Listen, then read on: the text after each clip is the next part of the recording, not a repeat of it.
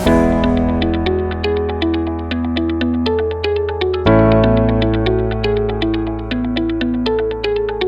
Evening student, आज फिर हम आ गए हैं आपको एक वीडियो लेके जो कि पेपर का 16 दिसंबर 2017 के पेपर का शिफ्ट फर्स्ट का पेपर का 11 नंबर क्वेश्चन से हम करवाने वाले हैं। कैसे आप कम समय में करेंगे हम पूरे सीरीज हमारी ये 36 नंबर वीडियो है।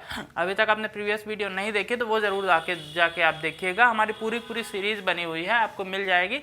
SSC GD की भी हमने बनाई हुई है सीरीज, उस पर भी आपको काफ़ी कुछ मिल जाएगा। और हमारे पर्टिकुलर टॉपिक पे हमने भी बनाई हुई है, जैसे रेलगाड़ी संबंधित प्रश्न और भी कई हमारे ऐसे टॉपिक है जिसके बेसिस पे हमने बनाए हुए हैं जो इंपॉर्टेंट है MP पटवारी के एग्जाम के लिए। तो वो टॉपिक लेके हमने बनाए हुए हैं, वो आप जरूर देखिएगा, आपको काफ़ी कुछ समझ में आएगा।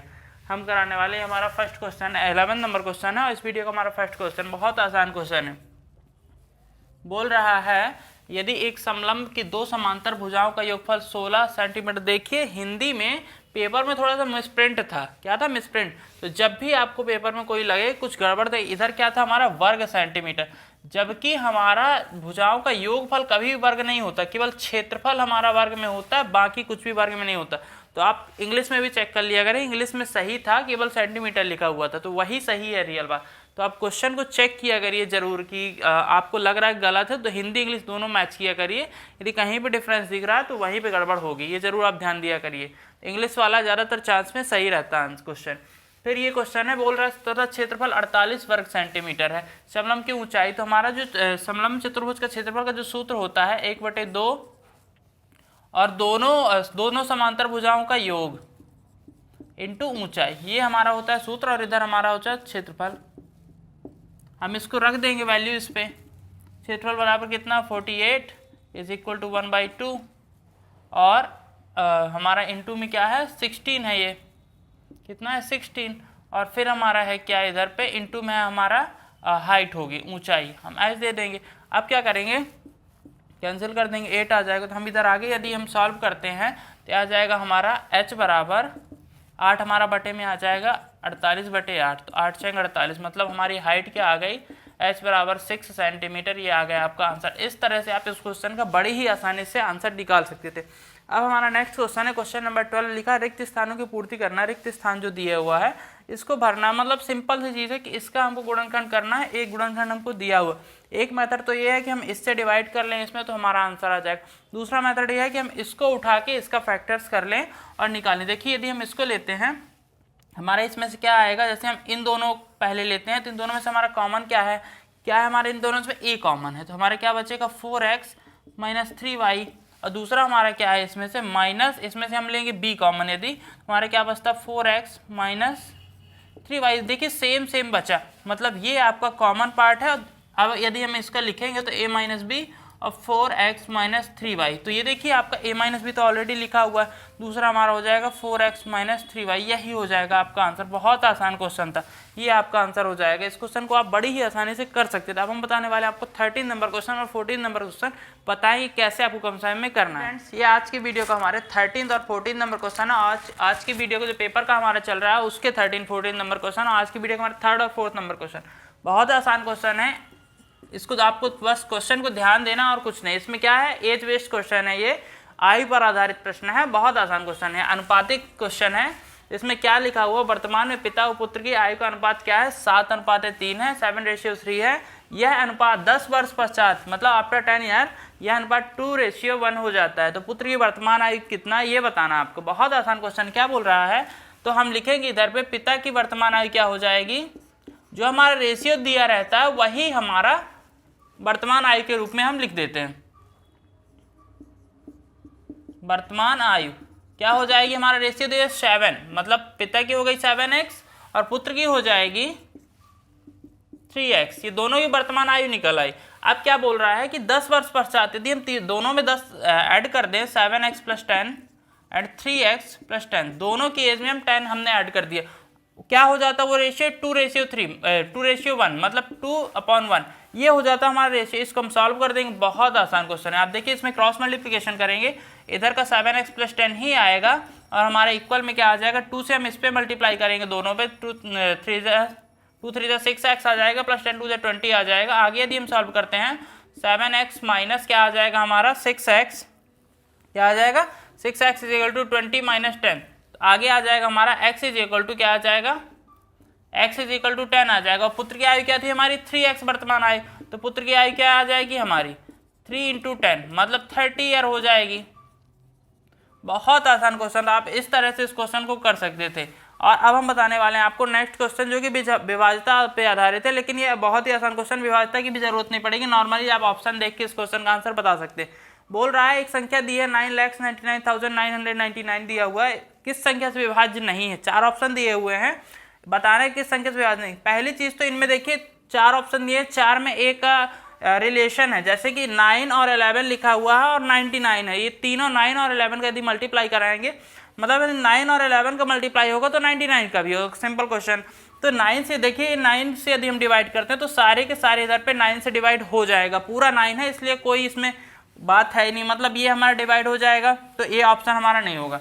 दूसरा हमारा 11 से करेंगे तो 11 का यदि हम इस पे करते हैं 11 9 99 फिर 0 फिर 11 फिर ये पूरा हमारा डिवाइड हो जा रहा, मतलब ये भी हमारा हो जाएगा, ये डिवाइड हो जाएगा, मतलब ये ऑप्शन भी हमारा नहीं होगा।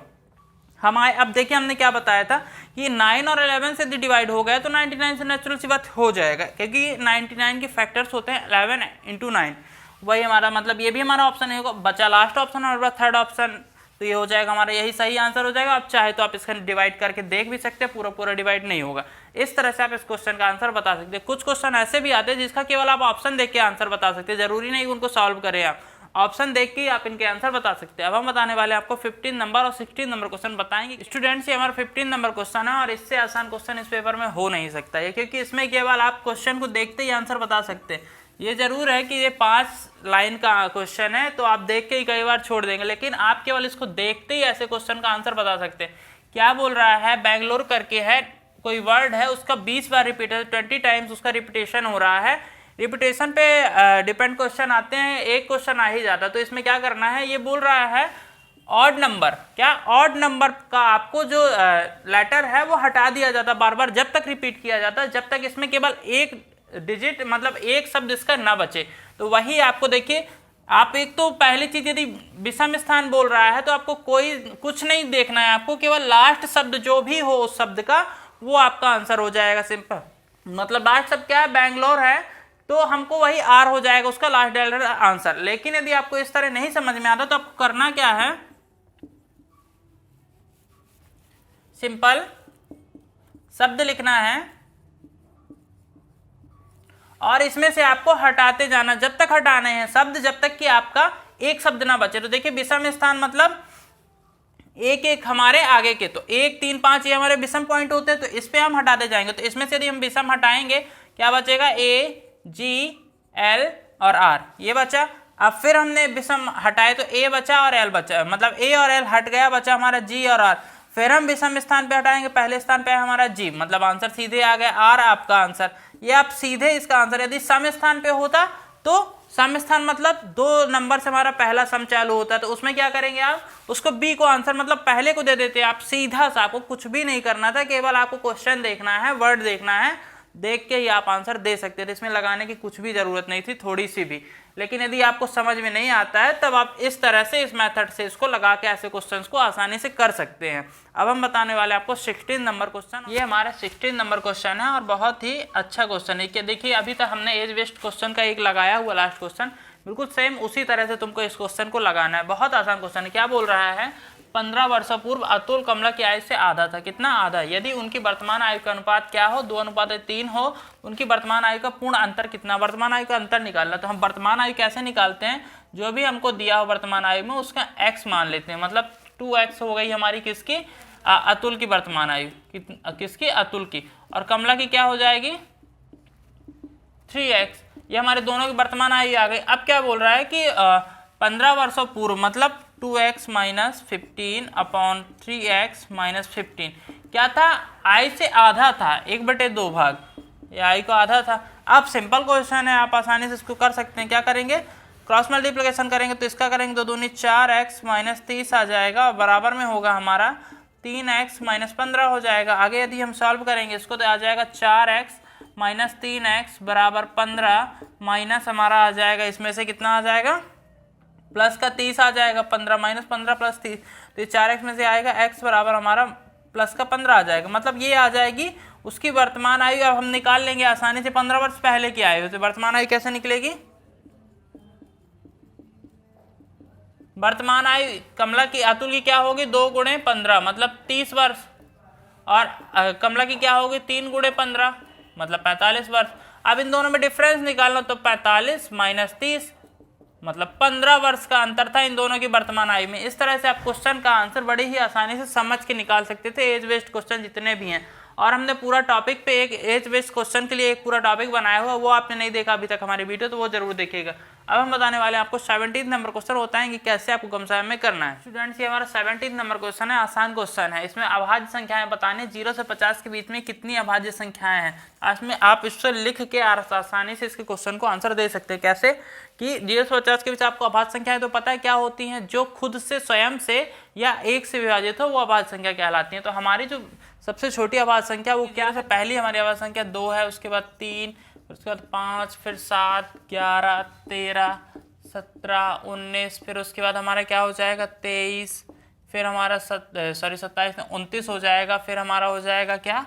31, फिर हो जाएगा हमारा 37, फिर हमारा हो जाएगा 41, फिर 43, फिर हमारा 47। अब देखिए गिनिए संख्या, 3, 3, 6, 9, 12 और ये 15, 3 3 के पैर से मतलब कितनी संख्या आपको? टोटल आपकी 15 संख्याएं हैं जो कि 0 से 50 के बीच में आपकी प्राइम नंबर्स हैं। इंग्लिश में प्राइम नंबर्स भी बोलते हैं अभाज्य संख्याओं को। ये आपका आ गया आंसर। इस तरह से आप इस क्वेश्चन का बड़ी ही आसानी से आंसर निकाल सकते। अब हम बताने वाले हैं आपको 18 नंबर क्वेश्चन। 19 नंबर क्वेश्चन बताएंगे कैसे आपको कम समय में करना है। स्टूडेंट्स, ये हमारा 18 नंबर क्वेश्चन है, बहुत ही अच्छा क्वेश्चन है। क्या बोल रहा है? 3 अंकीय सम संख्या वाली संख्या कितनी होंगी ये पूछ रहा है। हमको करेंगे कैसे? इसमें से हमको 3 अंकीय सबसे छोटी संख्या कौन सी होती है? 100, और सबसे बड़ी संख्या 999। लेकिन ये जो 999 है ये सम संख्या नहीं है, इसलिए हमारा जो उससे कम एक सम संख्या होगी वो 98 होगी। सम संख्याएं क्या होती है? जो 2 से पूरी तरह विभाजित हो जाए, ये आपकी होगी 100 से 99 तक। 999 जितने भी सम संख्या होंगी वो होंगी। अब क्या बोल रहा है कि इसमें क्या बोल रहा है इसमें कि क्या करना है? इस पे 3 अंक वाली सम संख्या है, तो इसमें एक फॉर्मूला होता है हमारा an = a + n-1 × d। ये क्या होता है? हमारा अरिथमेटिक प्रोग्रेशन समांतर श्रेणी का एक फॉर्मूला होता है, इससे आप आसानी से निकाल सकते हो। तो a मीन्स क्या होता है? प्रथम पद, मतलब a = 100। d कैसे निकालते हैं? 2 से विभाजित होनी चाहिए, मतलब डिफरेंस होता है। दूसरा पद हमारा क्या हो जाएगा? 102 सम संख्या, तो 102 में से 2 घटाएंगे तो हमारा d बराबर डिफरेंस 2 आ जाएगा।